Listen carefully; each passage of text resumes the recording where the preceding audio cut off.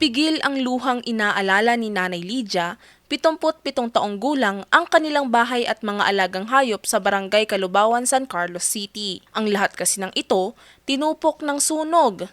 Ang mga alagang manok pa naman niya ang inaasahang kanilang mapagkukunan para sa mga gastusin. Nung nagsaing kami, kumain pa kami. Kumuha pa ako ng labong sa likod.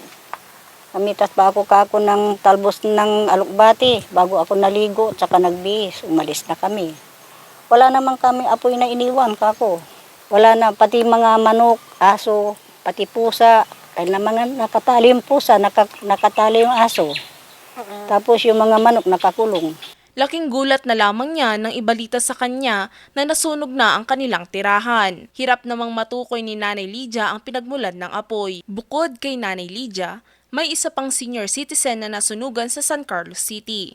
Ang dalawa, hinatiran ng bigas, solar light, family food packs, hygiene kits, at pasta packages ng pamahalaang panlalawigan. Tapos ito po syempre sa asawa, galing po sa First Lady po natin sa probinsya, asawa po ni Bob. Lubos naman ang pasasalamat ng mga nahatiran ng tulong. Balik na salamat at si kayo gobernador, edintor at si kami tulong at si kami apulan. Ganyan.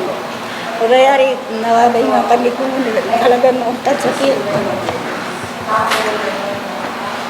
Kanya, balbalik na salamat at si kayo amin.